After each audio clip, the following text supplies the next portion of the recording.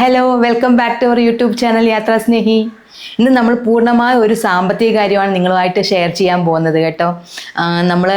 നമ്മളെല്ലാവരും നല്ലൊരു ജീവിതം സ്വപ്നം കണ്ടിരിക്കുന്നവരാണ് അല്ലേ. അതായത് നമ്മൾ ഭാവിയിൽ അല്ലെങ്കിൽ ഇപ്പോൾ തന്നെ അടുത്ത് വരുന്ന ദിവസങ്ങളിലൊക്കെ അതായത് സാമ്പത്തിക ഭദ്രതയുള്ള സന്തോഷവും സമാധാനവും ഒക്കെയുള്ള ഒരു നല്ലൊരു ജീവിതം സ്വപ്നം കണ്ടിരിക്കുന്നവരാണ് അല്ലേ. അപ്പോൾ അതിനുവേണ്ടി നമ്മളാൽ കഴിയുന്ന സാമ്പത്തികമായിട്ടുള്ള ഒരു സേവിങ്സ് നമ്മൾ ചെയ്തു വെക്കൂ അല്ലേ. ചിലപ്പോൾ സ്വർണ്ണമായിട്ടായിരിക്കാം, അല്ലെങ്കിൽ ബാങ്കുകളിൽ വല്ല ചില നിക്ഷേപങ്ങളായിട്ടായിരിക്കാം, അതും അല്ലെങ്കിൽ ചിട്ടി ഫണ്ട് പോലുള്ള കാര്യങ്ങളൊക്കെ ആയിട്ടായിരിക്കാം അല്ലേ. നമ്മളങ്ങനെ സേവിങ്സ് ഒക്കെ ചെയ്ത് വെക്കൂലേ. അപ്പോൾ അത് നമുക്കായിരിക്കാം, അല്ലെങ്കിൽ നമ്മുടെ അതിൻ്റെ ഒരു ഡ്യൂറേഷൻ ഉണ്ടാവുമല്ലോ. ഡെപ്പോസിറ്റുകളാണെങ്കിലും ഏത് സേവിങ്സ് ആണെങ്കിലും ആ സേവിങ്സിനുള്ള ഡ്യൂറേഷൻ എത്തുമ്പം അത് നമുക്കായിരിക്കാം, അല്ലെങ്കിൽ നമ്മുടെ അഭാവത്തിൽ നമ്മുടെ വേണ്ടപ്പെട്ടവർക്ക്, അതായത് ഒന്നുകിൽ നമ്മുടെ മാതാപിതാക്കൾക്കോ അല്ലെങ്കിൽ സഹോദരങ്ങൾക്കോ, അതും അല്ലെങ്കിൽ നമ്മളോട് ചേർന്ന് നിൽക്കുന്ന നമ്മുടെ ഭാര്യ ഭർത്താവെന്ന് ഇപ്പോൾ പറയാൻ പറ്റില്ല, നമ്മുടെ ജീവിത പങ്കാളി അഥവാ ലൈഫ് പാർട്ട്ണർ എന്നാണ് ഇപ്പം ഉപയോഗിക്കേണ്ട വാക്ക്. അപ്പോൾ നമ്മുടെ ജീവിത പങ്കാളിക്കോ അതല്ലെങ്കിൽ നമ്മുടെ മക്കൾക്കോ ഒക്കെ ആയിരിക്കാം നമ്മളത് ആഗ്രഹിച്ച് സേവ് ചെയ്ത് വെക്കുന്നത് അല്ലേ.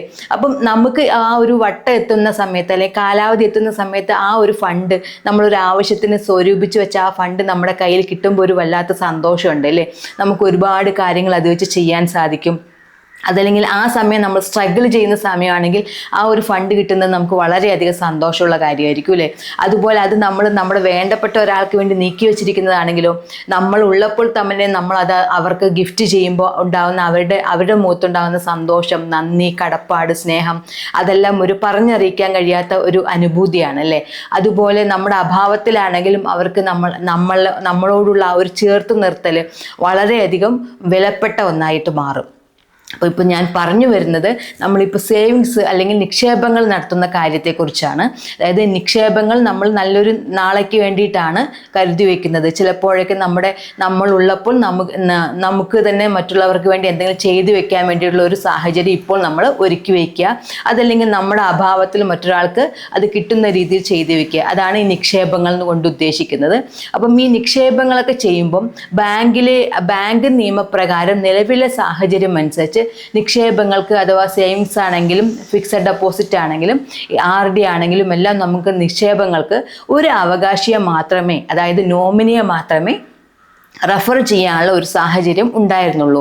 അതായത് നമ്മൾക്കും നമ്മുടെ ലൈഫ് പാർട്ട്ണറും നമ്മുടെ മക്കളും അല്ലെങ്കിൽ പാരൻസും സഹോദരങ്ങളും എല്ലാവരും ഒരുപോലെയാണ് അല്ലേ. അപ്പോൾ നമുക്ക് എല്ലാവർക്കും വേണ്ടി ഈ നോമിനി എന്നുള്ള കോളത്തിൽ എല്ലാവരെയും നമുക്ക് ചേർത്ത് നിർത്താൻ കഴിയില്ലായിരുന്നു.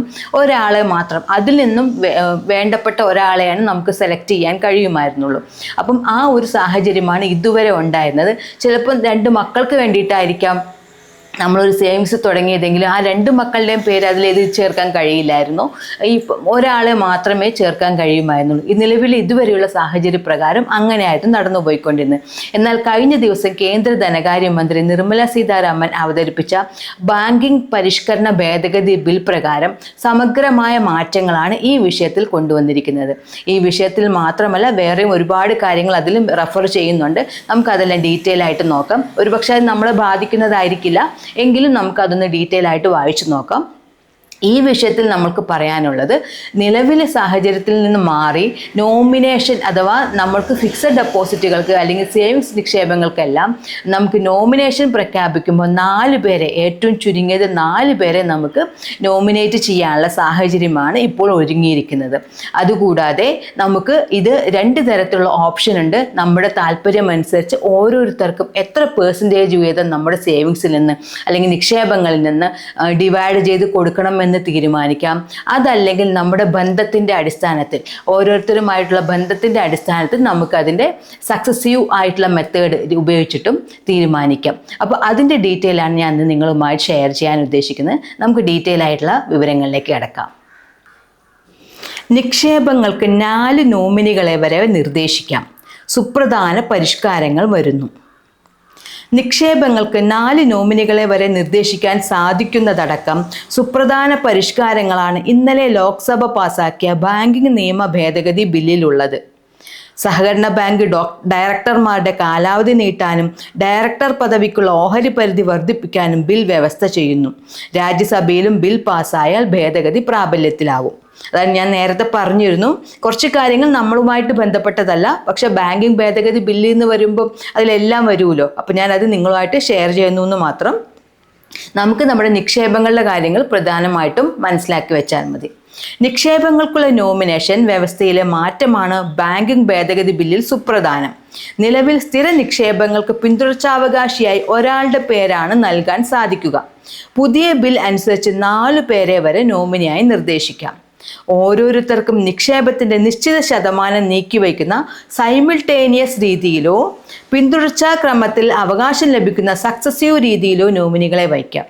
ഞാൻ നേരത്തെ പറഞ്ഞല്ലോ, അതായത് നമുക്ക് ഓരോരുത്തർക്കും എത്ര പെർസെൻറ്റേജ് വീതം നമ്മുടെ നിക്ഷേപങ്ങളിൽ നിന്നും പൈസ കിട്ടണം എന്ന അടിസ്ഥാനത്തിൽ സൈമിൾട്ടേനിയസ് എന്നൊരു രീതിയിലോ അതല്ലെങ്കിൽ നമ്മുടെ പിന്തുടർച്ചാ ക്രമം, അതായത് നമ്മുടെ ബന്ധത്തിൻ്റെ ക്രമത്തിനനുസരിച്ച് സക്സസീവ് രീതിയിലോ നമുക്ക് നോമിനികളെ പ്രഖ്യാപിക്കാമെന്നാണ് പറയുന്നത്.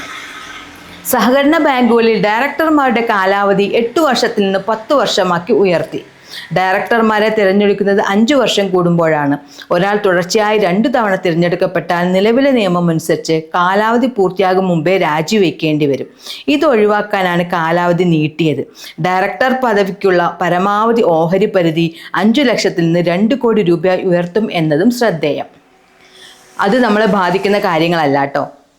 അവകാശികളില്ലാതെ IEPFലേക്ക് മാറ്റുന്ന തുക പിന്നീട് ഉടമ എത്തിയാൽ തിരികെ നൽകാനും ബിൽ വ്യവസ്ഥ ചെയ്യുന്നു. അതായത് നിക്ഷേപങ്ങൾ ഡെപ്പോസിറ്റായി കിടപ്പുണ്ടാവും, അതിൻ്റെ കാലാവധി എത്തിയിട്ടുണ്ടാവും, ഒരുപാട് നാളായിട്ട് ആരും വരാനില്ലാതെ ഇരിക്കുന്നതാണെങ്കിൽ ആ നിക്ഷേപങ്ങളെല്ലാം IEPF എന്നൊരു ഫണ്ടിലേക്ക് മാറ്റുന്നതായിരിക്കും. ആ നിക്ഷേപങ്ങൾ എങ്ങാനും അവരുടെ ബന്ധുമിത്രാദികൾ ഈ ഫണ്ട് എവിടെയൊക്കെ നിക്ഷേപിച്ചിട്ടുണ്ട് എന്നുള്ളത് ചിലപ്പോൾ അറിവില്ലായിരിക്കും. ഈ കാരണവന്മാരെ എവിടെയൊക്കെ നിക്ഷേപിച്ചിട്ടുണ്ടോ എന്നുള്ള അറിവൊന്നും ഇല്ലാതെ ഈ ഇവരുടെ അനന്തരാവകാശികൾ പലപ്പോൾ വിദേശത്തൊക്കെ ആയിരിക്കും. അപ്പോൾ അവർക്ക് എപ്പോഴെങ്കിലും എങ്ങനെയെങ്കിലും അറിവ് കിട്ടുകയാണെങ്കിൽ അവരത് അന്വേഷിച്ച് വരികയാണെങ്കിൽ ഈ നിക്ഷേപം തിരിച്ചു കിട്ടാനുള്ള സാഹചര്യം ഉണ്ടെന്നാണ് പറയുന്നത് കേട്ടോ.